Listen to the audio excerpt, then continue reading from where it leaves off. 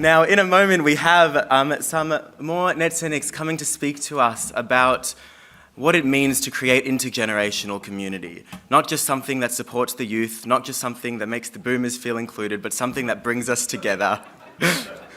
Something that makes us all unique in how we can come together. So we have with us Sefi Shalam, who has been the PJV and Netzer Shaliach for the last 4 years. You all heard David last night speak about all he's done, but he's spent his career pursuing 2 paths: youth engagement and international relations, including in the US Embassy to Israel. And secondly, he has pursued media through TV and website production and content roles. He admits he is a geek about Israeli politics and history, with a special passion for sports and cooking. Since April 2019, he has been working as the Melbourne Netzer and Progressive Community Shaliach on behalf of the Jewish Agency, and has enjoyed speaking at dozens of stages in Israel, Australia, and other countries.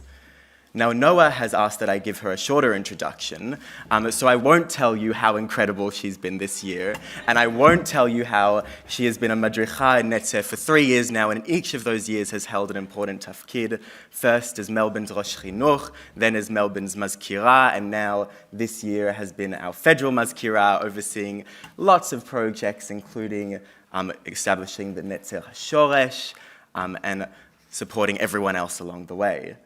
And helping them, we have Gaia over here, who this year has been Sydney's Rosh Chinuch Head of Education, and has really helped develop lots of Madrichim education in our weekly meetings and across seminars. And next year, she's stepping up as our Shnat Rakezet, the coordinator of the Shnat program.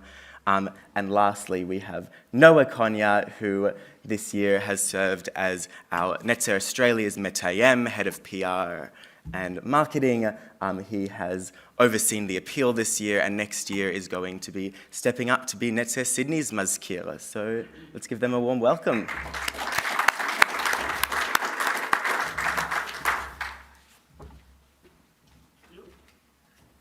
תודה רבה.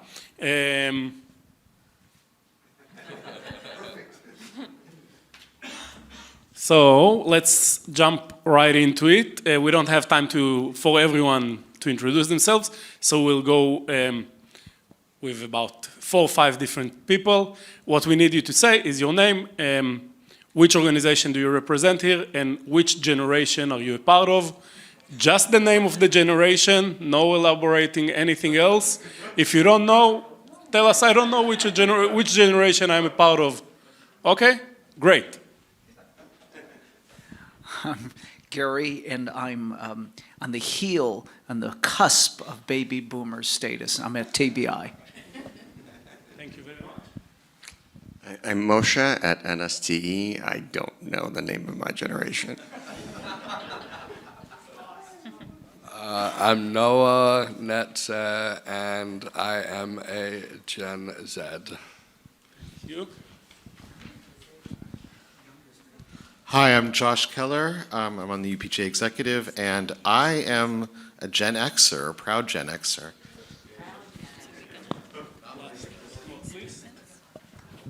I'm Sue. I'm on the UPJ Executive, and I'm also on the cusp of the baby boomers. That ages me. Thank you very much.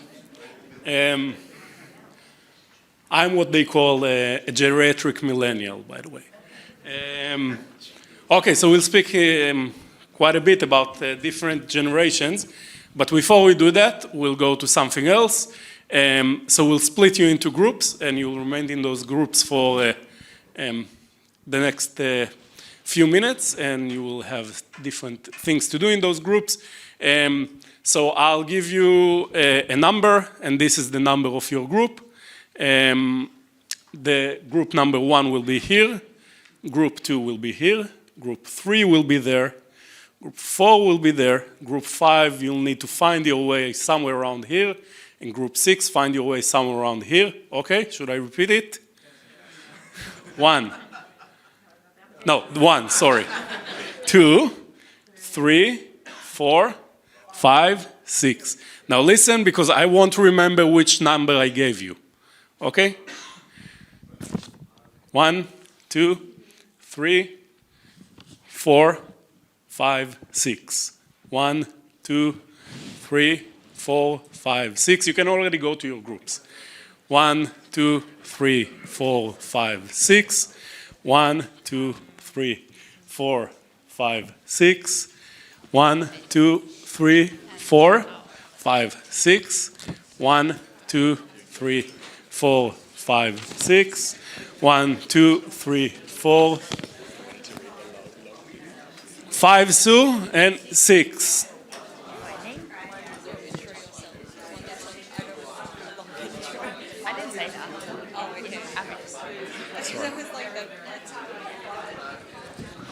Thank you. I've already learned something today. I'm a millennial. Oh, good on you. The very oldest millennial. That's true. I might just. Do you want me to read them?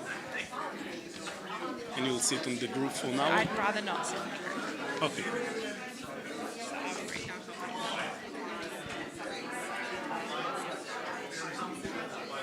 So I can explain.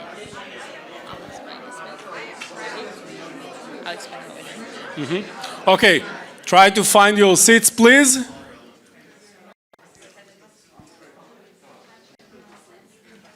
going straight into this, yeah?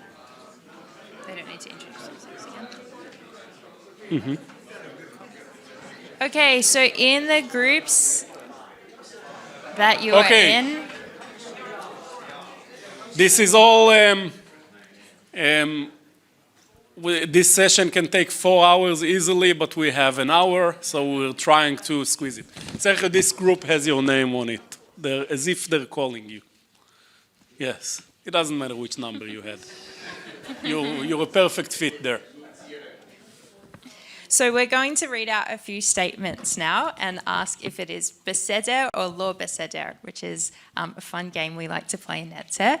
So basically, we want you to just discuss in your groups whether you think this is a good example of intergenerational cooperation or not, and why. So beseder or lo beseder. But remember, you have about 2 minutes for each, so try to do it very quickly. Okay, about 2 minutes to decide on each. So the first one is inviting young members of the community to run games for kids in the social hall during a Rosh Hashanah service. בסדר או לא בסדר?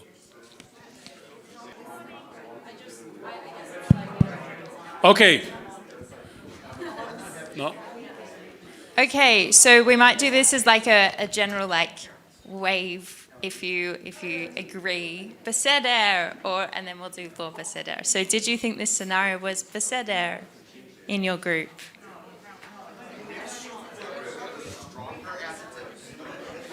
Okay, so this group, 2 sentences. Why do you think it's beseder or lo beseder? So it's not beseder because it's not suitable to take anyone out of a high holiday service to look after the tinies. At Temple David, we hire babysitters for want of a better word. No, it's a good point. Okay, so what Trevor said is that it's not okay to take anyone out of the main service, and in Temple David they hire a babysitter to do that. Our opinion is that it's lo beseder. It's not a good intergenerational cooperation. First of all, there is no cooperation. What we do is to split into 2 groups. And the second thing is that we don't really utilize, let's say, the youth leaders that you might have in your community for the sake of intergenerational stuff. You just use them for the sake of watching the kiddies. If it would have been deciding that we're not looking for an intergenerational cooperation, we're looking for an activity for the old ones, an activity for the young ones, it's okay. But then again, it's not intergenerational. And this is what we're speaking about today. We're not saying which activity is good or not in your shul. We're speaking about which activity is intergenerational or not. So that's how we're answering your question. Yes. Is it intergenerational or is it a good thing? Are two different things? Yes. Is it a good intergenerational cooperation or not? Who do you mean by we? We is the people who wrote this program. Okay, cool. I'm just curious, yeah. Yeah. Okay, second example. The next statement is running a mentoring program where older community members mentor young members who are pursuing the same profession. 2 minutes you have for that. I suspect it will be a quick one.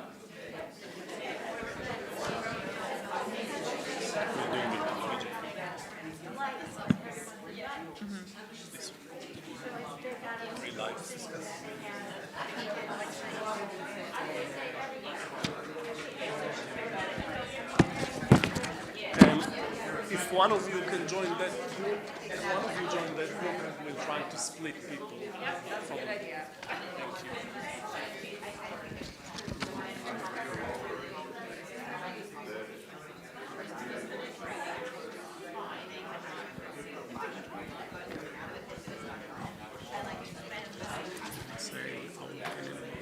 Yeah, I think it's worth noting the nuance that it needs to be facilitated by, followed up by the beginning to feel empowered. Okay. Can we wrap it up? Great. Who thinks lo beseder? Who thinks beseder? Cool. We also thought it was beseder. But we did think it was important to note that sort of following up with the process is really important, especially from that sort of older generation support. It often, sort of having that support continuing and being proactive is really important for that relationship to be successful.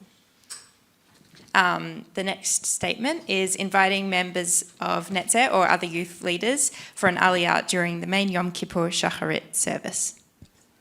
Beseder or lo beseder? All of them, by the way, are real life examples. Let's say you would.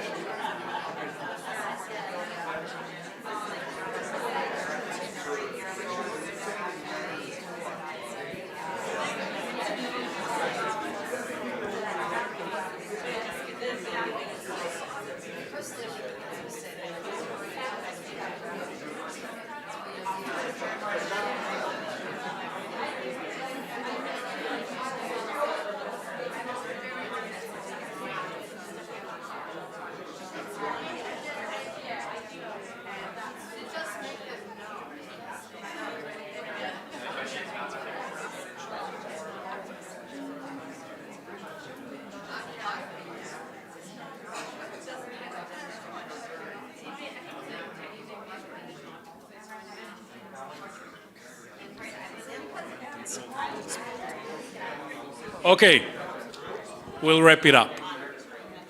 Does anyone want to share what they think or what your group discussed?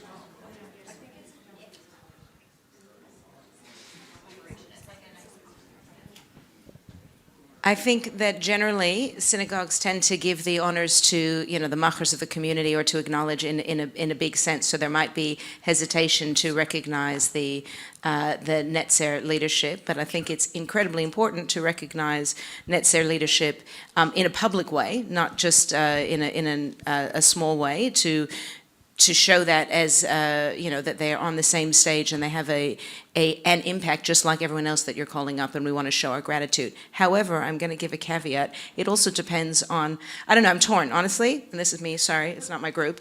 I'm torn in terms of, in principle, to acknowledge Netzer as a movement and the support of the movement, and to say kol hakavod for everything that Netzer does. But if Netzer doesn't do stuff for your community, to honor them just 'cause, I don't know.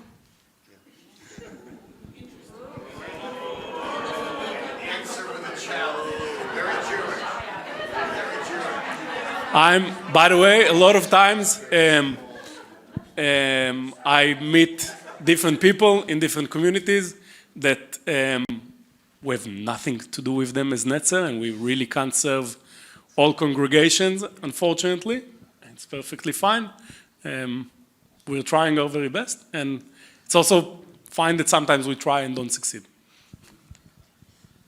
Yes, this group, please. Yeah, so I think it was a little bit of a mix as well. And I would go off a little bit with Alison's comment that it's definitely a good thing on the whole, but it requires like further action for the relationship. It can't just be the aliyah. You need, some sort of I'm not sure what exact action, but definitely continuing the relationship.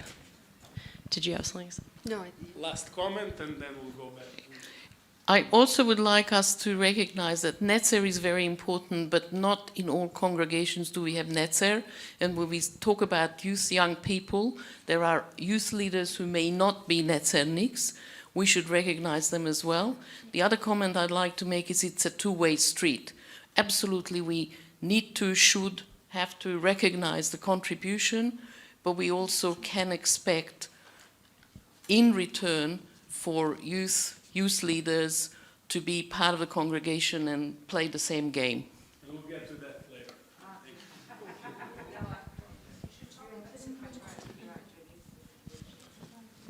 But we don't want to dive too deep into those examples, because we're in the first bit of our program. Yes, but I think the point that like all youth, not just Netzer, it's important to feel recognised and empowered, but also that the two-way street is like what creates that meaningful relationship when it's not just sort of a passive action, but also something where youth are involved in the decision making around the event and around like how this like components of the service run or whatever, so that it is truly an intergenerationally representative event. Like that's how we'll get not just the leaders of different generations, but all of that generation like feeling that it's their space when all of those voices are represented in the whole event. Also, I've been to quite a few services where Netzer or other youth leaders were invited for an aliyah, which was beautiful and a really good step. And then you could see them almost falling asleep during the service because the tunes played were really not directed at them, were directed at the older generations. And the entire service was not directed at young people. So it's, in my opinion, if that's the case, it's not an intergenerational cooperation. It's an intergenerational recognition maybe, but the older generations invited the younger ones to attend their service. That's what happened there. Sorry, we really don't have time for all the comments we would want. So our last scenario is inviting community members who are studying relevant university courses to join the synagogue's Tikkun Olam committee or other relevant committee in order to advise and lead a project on turning the shul carbon neutral, for example. And we only, unfortunately, have 1 minute for that, so.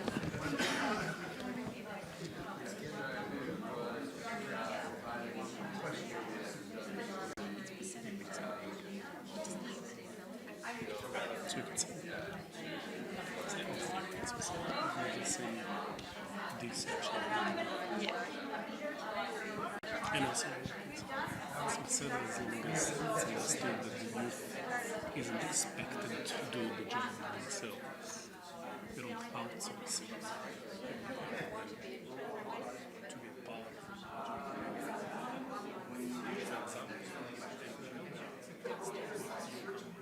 For example,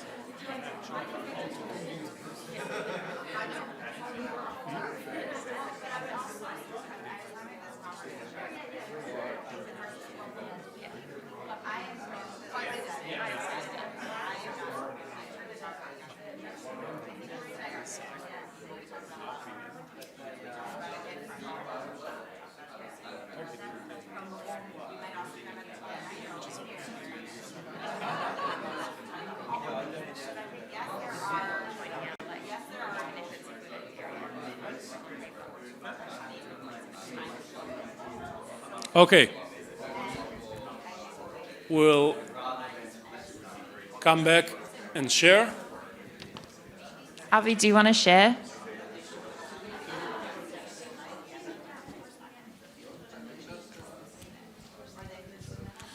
Funny that the members of Kedem have just arrived, and it's an example about Kedem that we just gave.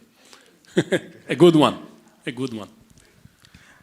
I was mixed in terms of, I think the way it was phrased, on one hand, that's wonderful, getting youth to lead projects and take ownership over something we care about is the best way you can possibly engage us.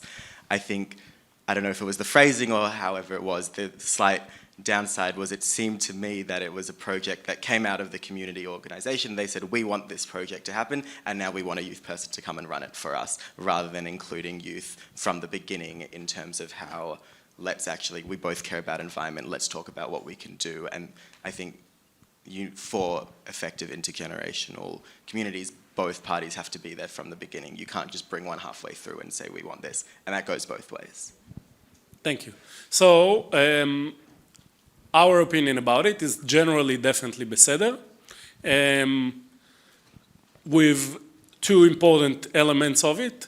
And again, it's a real-life story. It happened when Kedem invited people from Netzer to come be a part of trying to promote a project similar to that. They did everything right by the fact that they said, we think it's interesting. Do you think it's interesting? Netzer said yes. Do you want to be a part of that? Yes. They had someone with the expertise who said, don't worry, it's on me. I know how to do it generally, but I need your help with some elements of the program, of the project, which was very, very good. Noah has a but. But even though it was good on paper, and other things can be great on paper, sometimes it doesn't land for various different reasons. And yeah, I think like that's an important question for our community is how can we sort of create projects that are not only like look great, but are actually like practically sustainable for all those involved, which I don't have the answer to. This one didn't end up happening as an intergenerational cooperation because the youth leaders simply didn't have enough time to do their part of it. It was too big of a project for them to do it as volunteers. That was the problem at the end of the day. So again, yes? But isn't it, I mean, I don't want to oversimplify it, but I hear what you're saying. But it's like any project anywhere in business or in any organisation I've ever worked in. It's a question of sort of negotiating the project and who's doing what, revising timelines, revising what people have to do.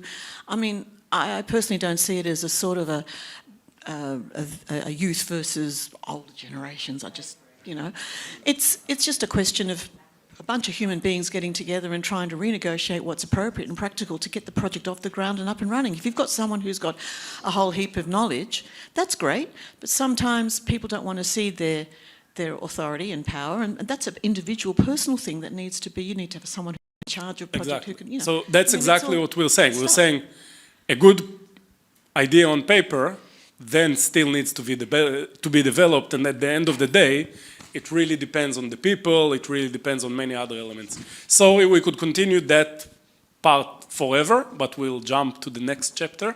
So now we're going to have a small quiz.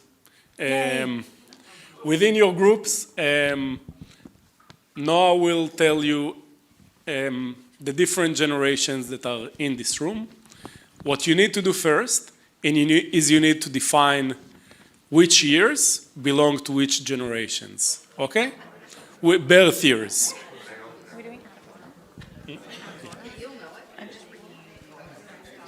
Okay, guess that generation.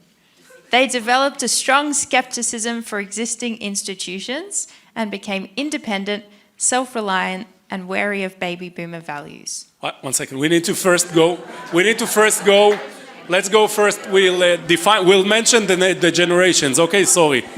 We forgot, listen, I forgot to start with that. We need to mention which generations we have, okay? No, which generations we even have. Okay, the generations are baby boomers, 1946 to 1964. If you're older than that, it's okay. It's called the silent generation.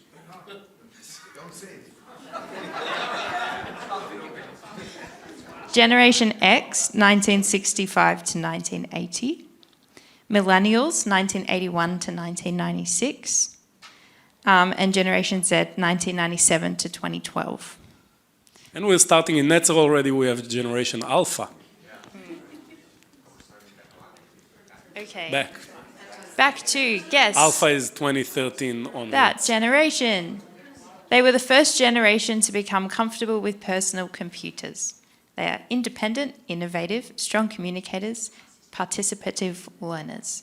They value organizations that are positive, fun, efficient, fast-paced, flexible, informal, and that have access to leadership and information.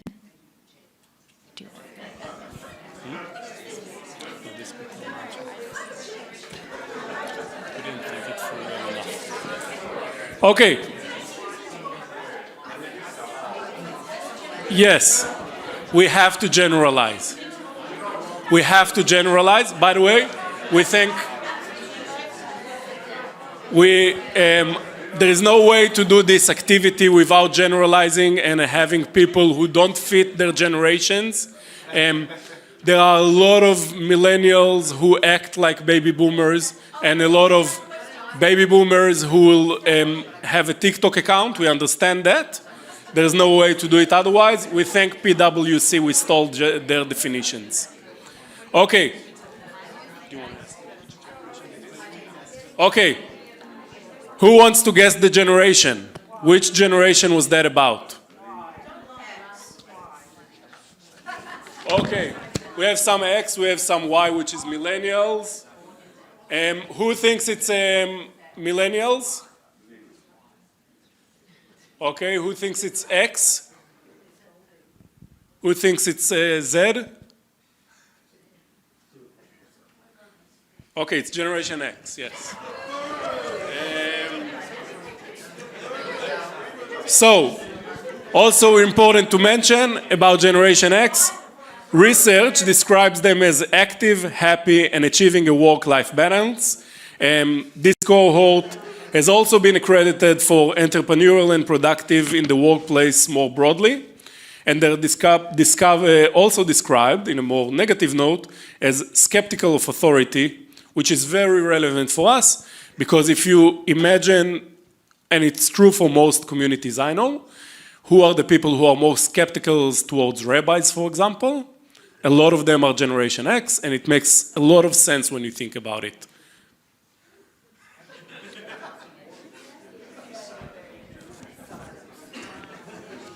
Guess that generation.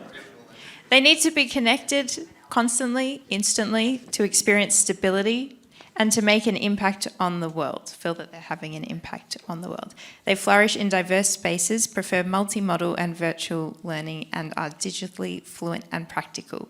They are motivated by security, may be more competitive, seek independence, can multitask, are more entrepreneurial, want to communicate face-to-face, and want to be catered to. Yes, that generation.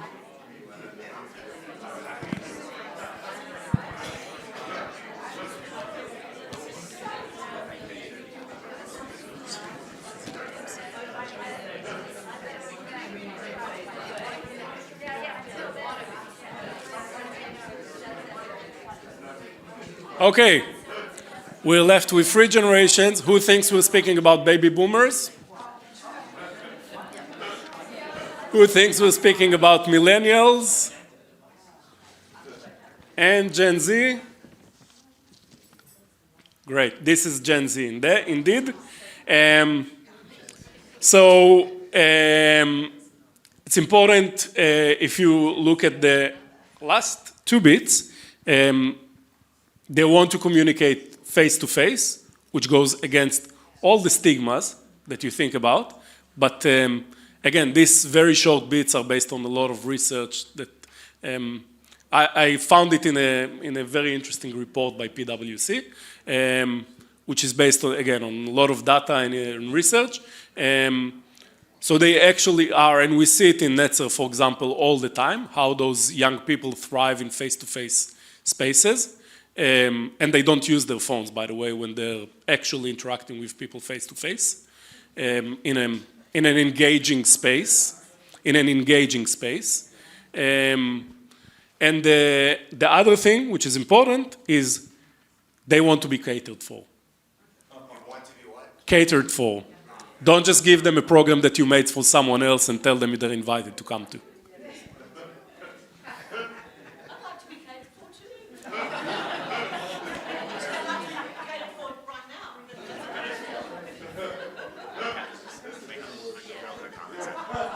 I was just going to say to the research, the firm I work for with clients as financial advisors, we do a study of their clients, and the same research came back where that generation, when it comes to talking with their advisors, I know a lot of them may not have it yet, but they want that connection. People confuse that the technology they want is to not make it clunky. They want it efficient, they want connected quickly, but they still want that face-to-face. Thank you. Okay, we're left with two last generations. Can I make a comment? I totally disagree. As a university academic, this is the generation that doesn't want to come to university. They want to be online, they don't want to come in, they don't want to sit in a lecture. They just want to look at it online at double speed because they're too busy. So I'll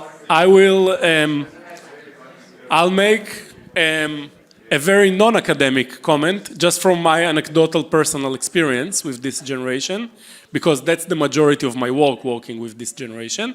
They do like that, but they also love the social, or let's say, the ones who do, we'll speak about it, the ones who do want to come into a religious setting, they'll always prefer it to be in person. The social, they'll always prefer in person. There is a reason why numbers in this year's summer camps for most youth movements, in Melbourne at least, are skyrocketing. We're getting there, like we're growing slowly with our sign-ups to our camps because we start late, but in Habonim, for example, that's it. They can't fit. 2 months before camp, they close the sign-ups. They can't fit all the kids who want to come to an in-person camp. We have the same on winter camps. At a certain point, we say, thank you very much. We really can't have more kids coming. Which is, in 40 years of Netzer, something that I've never heard about, that Netzer couldn't fit all the kids who wanted to come into in-person activities. And that's exactly the generation. Also remember, as I mentioned, our juniors are already Gen Alpha. But, sorry, we can...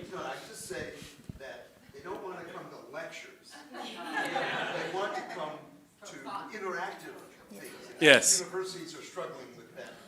Okay, so we really have to continue, otherwise we won't get to, we're still not in the meat of the program, okay?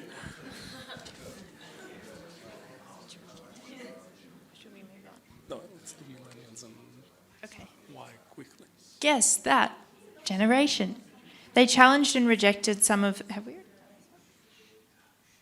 They challenged and rejected some of the institutions and values that provided security for them in early years. They are optimistic, enjoy mentoring, have a strong work ethic, and are structured learners.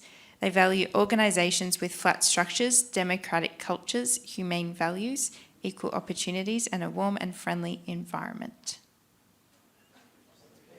We have millennials or boomers. Okay.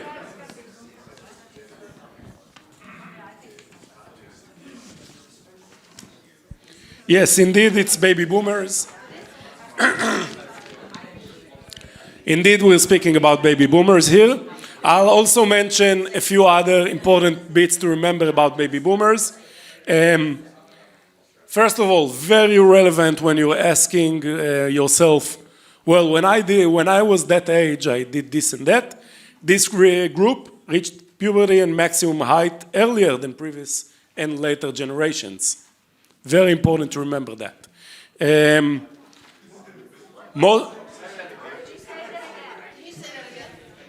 You read it with proper accent. I want you to read it. This group reached puberty and maximum height earlier than previous generations. So basically, when it comes to yes, both on the physical aspects, but on every aspect of it, baby boomers have reached basically adulthood much earlier than earlier and later generations. Okay? This one specifically is worldwide, Western world. A lot of the examples I'm giving are Australian-based. Something else important to mention about baby boomers is that most of them grew up genuinely expecting the world to improve with time, which is important to remember. We tend to forget it now, but baby boomers for many years served as the symbol of counterculture. But also, not my definition, but they are the most privileged generation from an economic perspective in Australia.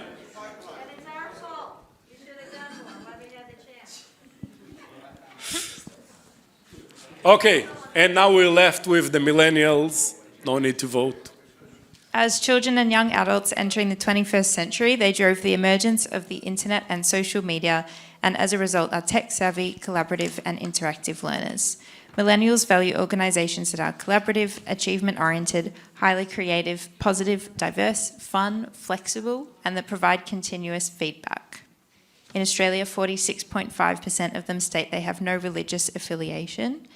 On the same age, only 16% of boomers and Gen Xers stated that. And millennials are considered by others as selfish, yet 40% participate in volunteer work over the past year, more than any other generation during the same period. So we're speaking with both the level of being religious and volunteering. When the other generations were that age, they didn't volunteer as much, and they felt much more religious. So just with millennials, very important in our context to remember, 46% of them do not feel religious in any way. The ones who are still will define themselves within a religion, many of them do not want to take part in any organized religion. So that means that we're left with a much smaller pool of people than we did with previous generations. This is very important to mention. Also, specifically in Australia, today in the workforce, this is the largest generation that is now starting to take over all the leadership positions slowly. And it's meant to stay that way for quite a few years. Gen Z aren't meant to take over at the same age that millennials took over. So in many aspects, millennials are the generation to care about. And I'm not just saying it because that's my generation, but it's very important to mention that. And in my opinion, they're the least understood generation out of all of them. Because, again, as I mentioned, I'm defined as a geriatric millennial because it's in the early years, but why is it so important, the difference between like whether I'm millennial or not? Because I'm a millennial with pretty much all aspects of when you look at the things like wanting feedback, for example, constantly, is a very clear characteristics of millennials. But I grew up in a world where I remember the invention of the internet. I remember the invention of mobile phones. So I do still know how to speak the language of previous generations. But that's it. The Gen Z and previous generations don't really speak the same language because you can explain as much as you want how life before internet were. That's history. It's not something to remember. So it took so long in order to define those generations because it's very, very, very important when we're trying to build a program that will cater for a certain group of people to understand who they are, to understand that, for example, again, really generalizing, but the chances of a Gen Xer not wanting to listen to a rabbi are much greater than the ones of a baby boomer or the ones of a millennial. It's very important to remember all those aspects. Okay, now what we'll do is we'll ask you to give examples of good intergenerational cooperation that you've either experienced or heard of or organized yourself. We're looking for examples that are at least elements of them will then be able to transfer to other places, okay? We're not speaking, let's say, if you ran the mentorship program that I mentioned, we're hopefully going to run it within PJV. It doesn't mean that it will fit another shul, but it might mean that some elements of it can fit someone else, okay? So if the program is not entirely irrelevant for our context, no need to raise it unless you want to brag. Okay, what we'll do now is we'll ask you to share. We'll ask you to share very briefly, please. The idea is that the majority of the discussion happened in the groups and not with the larger group. What we'll ask you to share is each group, if you can come up with one example. If you don't have any example, it's also okay. One example of, again, a good intergenerational cooperation. Tell us what it is in one sentence, please.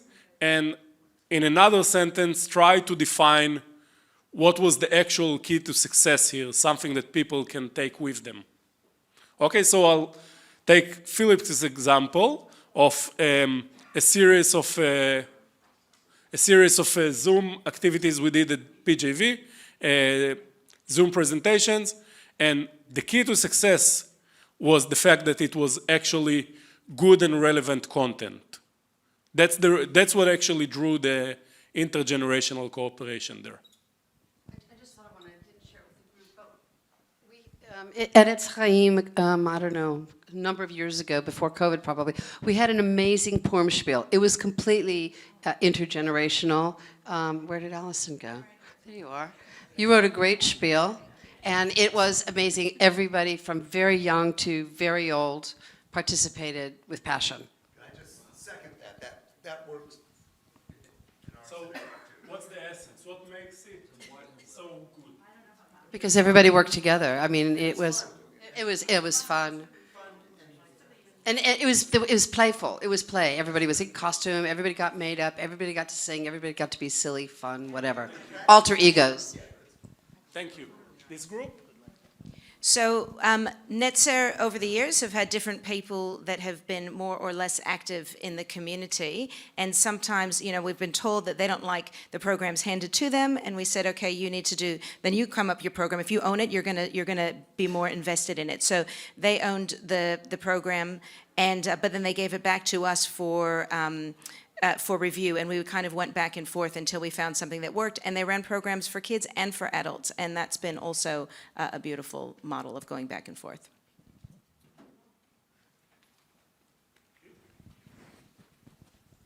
I suppose one of the reverse, more unsuccessful processes. Unsuccessful we'll get to later. Keep that, we have All right. We do have one. Hold on. We organized Reverse Tashlich, which is part of the international movement. So we got our young people to organize it, and it was hugely successful and was intergenerational. Why? What was the secret of success? What is it? Reverse Tashlich is where you clean up the ocean, like you do it after Tashlich. So it's the week after Rosh Hashanah. It's organized by Rabbi Ed Rosenthal, and we just did it for the first time this year, and we had 50 people there. And how did it? It was me stepping back as the president of the board and getting the young people to work together to organize it. Giving the young people the power to organize. One more. Well, most of you would have been at the presentation the other day, but Kol Nefesh, I think, has been a huge example of an intergenerational cooperation where we worked together from the beginning. It took a lot of building. It wasn't like there was a very not balanced at the beginning, and I think as we developed and worked together, it became much more, and now pretty much like every generation's equally represented. The key is that we planned it together from the very beginning. Thank you. So I talked about we're at Beit Shalom in Adelaide, how in the past, we're working to get this back up and running again. Our catering committee, which would get together on Shabbat mornings before Simchas in the kitchen, and we had a huge range of ages working together, just prepping, slicing fruit and putting things, arranging things on plates. But my feeling is that if you get people cooking together, and even in large synagogues where you have a catering staff, you could still find opportunities to get people together to cook. Young people are amazing cooks. So as I said at Beit Shalom, when we have our cheesecake competition at Shavuot, 2/3 of the time the competition is won by somebody under the age of 13 who's found the most beautiful, elaborate cheesecake recipe on the internet that takes, 3 days of preparation and has put in the work. And, you could invite them to come and talk about how to make a cheesecake. Mitzvah Day is a great example of, where people can be of any age and come together and do things. So, anybody can be there cleaning up a beach or whatever it is, and can work as families or work as, a bigger group. So, that's another example of how people can work together. So I'm going to echo, unfortunately, the Kol Nefesh idea, but the thing that we discussed over here was one of the keys to success is maybe it was accidental, maybe it was on purpose. I know it was very purpose to use that space because of the size of it at the front of Emmanuel Synagogue, but what came out of it was very much in the forefront. It was the first thing people saw when they came in. It's the first thing people heard when they came in on those nights. And so they got drawn in. And so there was that connection that happened, and it made it more welcoming. So I think in these examples, it's around not making it a separate event, not making it a later event, making it part of the community and something that people can see very obviously. Thank you. Thanks a lot. Very good examples.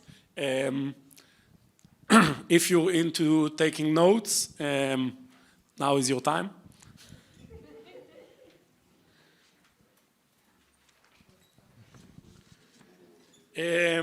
Okay, so now that we went through the success stories, we get to I'm Israeli. I wrote this program. We brainstormed it together. Actually, a very good intergenerational cooperation with 3 different generations, brainstorming the ideas together.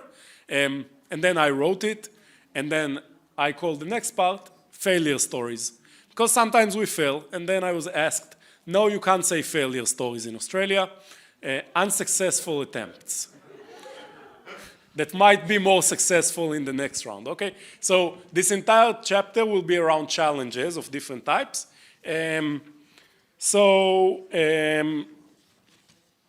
Yes, we'll start from, making sure that I'm not missing something. No. Okay, so still within same process as we did with this, only this time we'll have only 5 minutes because people tend to not love to share their less successful stories. So I suspect it will be quicker. Share some stories of attempts that didn't really work well.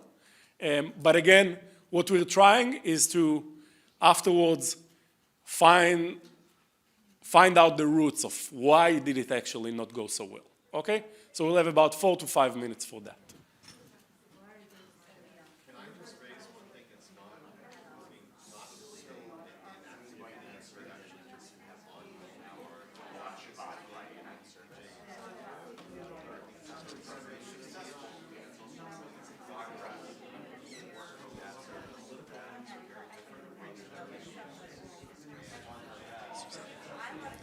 started late, so it's okay to finish it 20 past-ish. Cool.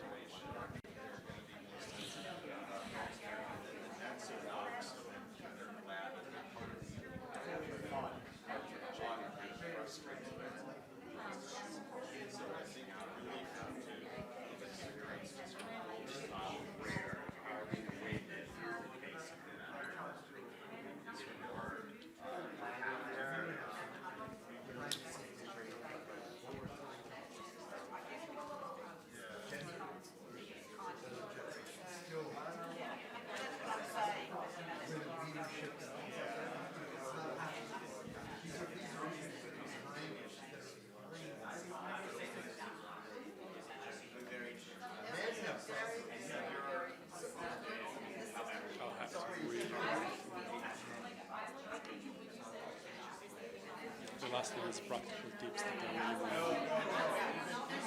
And these ones I'll go very, very quickly.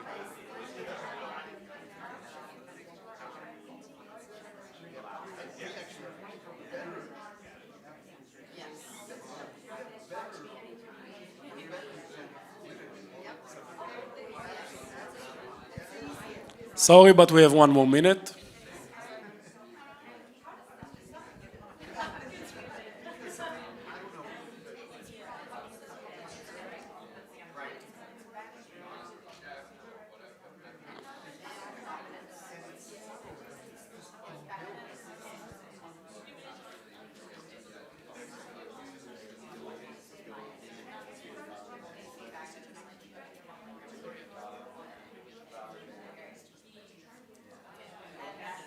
Okay, start to wrap up, please.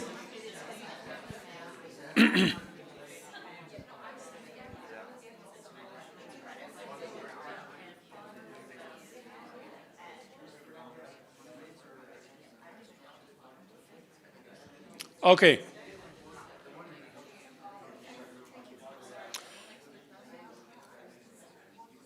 We obviously really encourage you to continue this chat afterwards and then take it with you. We'll jump into some examples of the challenges. So again, in one sentence, an unsuccessful attempt, and then try to find the cause for why was it unsuccessful. Okay? You want to start? No, definitely pick a different group. Hello. Oh, okay. We were talking about how situations where like young people, almost like the first example you gave before, asked, will you run this program for us? Will you come and hand out these things? Makes young people feel used. It's not a sense of collaboration. It's not a sense of let's create something together. It's we need a job done, and we probably wouldn't ask this of any of our congregants, but because you're younger than a certain age, we can ask you to do the menial work, and that. What's the essence of the problem? You're telling young people what to do, basically.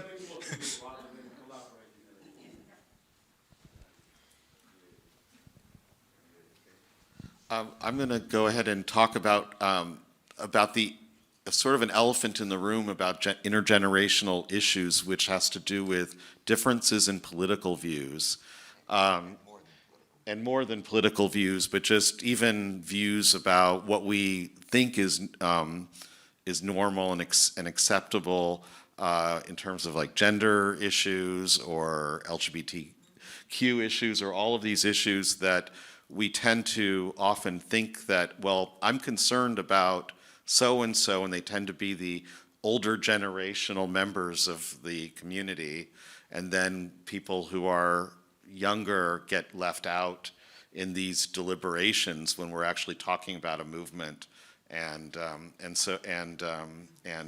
what do we stand as a movement? And I think that's a big issue. Do you want to add? I'm just going to say unconscious biases, especially from older generations, but not entirely, can really stop this collaboration in its tracks. I was I was just going to talk about somebody who was very passionate and known to be very, I'll take my mask off, and known to be very passionate, and constantly being asked by the synagogue to come in and write a policy. Well, what's a policy going to do? And every year they're asked to come and write a policy. Nothing ever happens with the policy. And for years and years and years, this person's been asked to come and write a policy. And that's all that happens. And it's gone on for 5 or 7 years. What's the essence of it? They feel exploited, they're not actually engaged with, and it just actually alienates them in the end. So what's the essence? Why did it happen? Because their passion is seen, but the way of engaging them is not understood.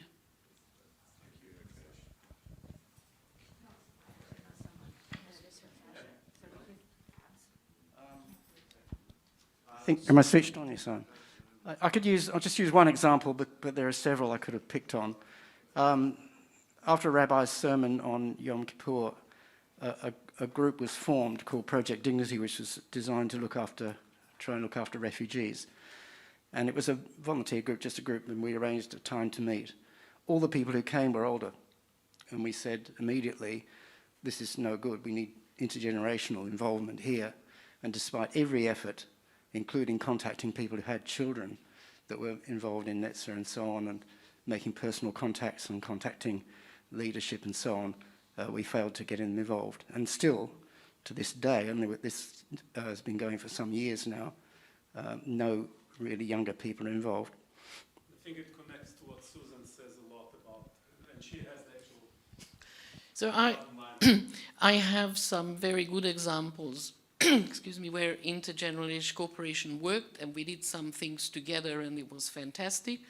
And I have examples where young people are enthusiastic about the project, take on the responsibility, and probably because they're very busy and this and that, the other, it just doesn't happen.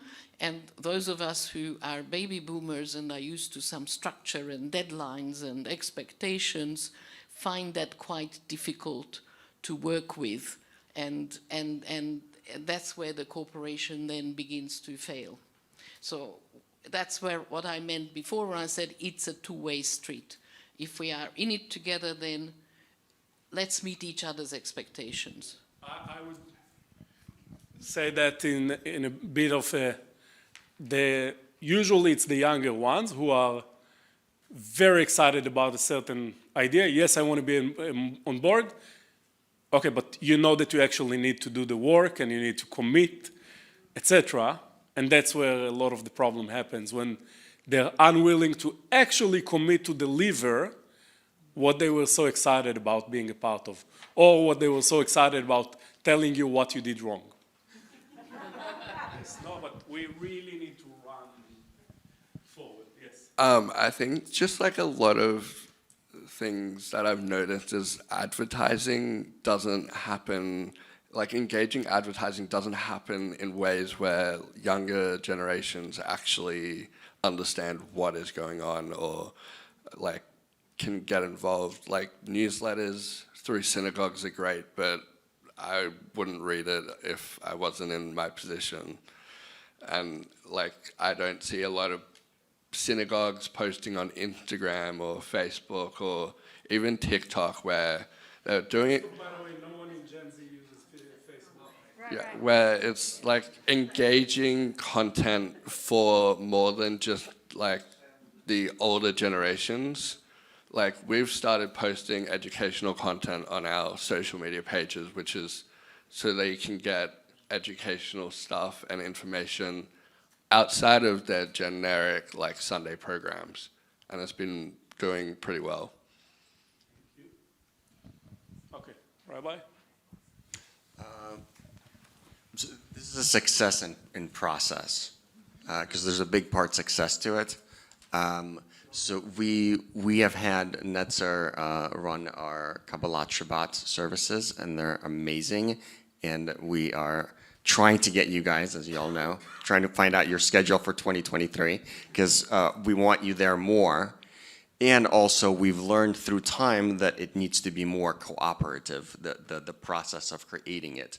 So I think each year I feel like we learn that we need to have more cooperation in the way that we create it, so that the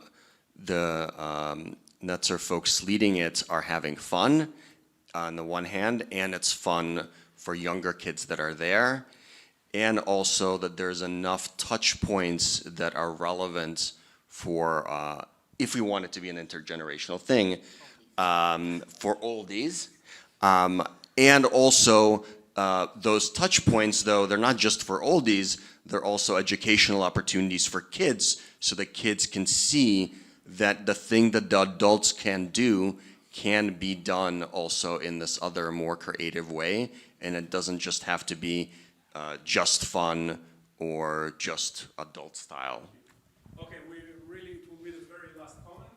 So less of a comment, more of a question around question to the group, just to think about this critique that I've heard come up in multiple times in spaces, not only during this program, about young people who say they're going to be involved but then don't show up.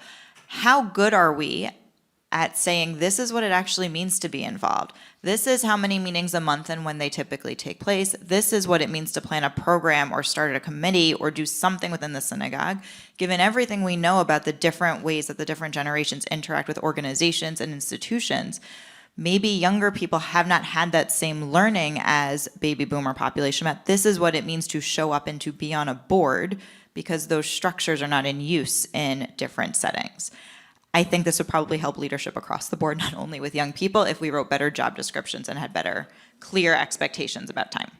Okay, thank you. I think it was very helpful. That's why we let it continue for longer. Obviously, we're not disappearing, and I encourage you to continue that. I'll race through my last few points that were meant to take 15 minutes in 2 minutes, okay? Two big things to mention. One, most activities that are good intergenerational cooperation must include an element of youth empowerment. It will just not work for you otherwise. Youth empowerment, one of the main elements of youth empowerment, Noah and I ran an hour and a half long session about youth empowerment. So it's a whole different story, but the one important thing to remember about youth empowerment, and someone mentioned it, the older generation needs to give up a lot of power and to understand, as Rabbi George mentioned about Kol Nefesh, for example, you might not like the result of your own project. It's a part of the deal. The young people have to step up and actually want to work with the older generation, which many of them don't want to give up some of their own power and control. The second part, which is a huge barrier for intergenerational cooperation in our setting, sorry, I'm going to drop a bomb and then move on. Membership, no millennial or Gen Z in the right mind are actually going to pay your shul's membership fees. Let's be honest about it. I wouldn't, if I would have been asked now to pay shul membership fees, probably my answer would be not, unless they're nominal. I'll give you a quick example. I wanted to go to a swimming pool. They said $35 a week. I said, why? I just want to swim. And they said, yes, but we also have Pilates, and we also have the gym, and we also, yeah, thank you very much, I appreciate it. I want the swimming pool when I want to use it. Can I just pay whenever I want to use the swimming pool? Obviously, you can understand the rest, right, about the shuls. There has to be a different structure. Otherwise, there won't be a structure at the end of the day.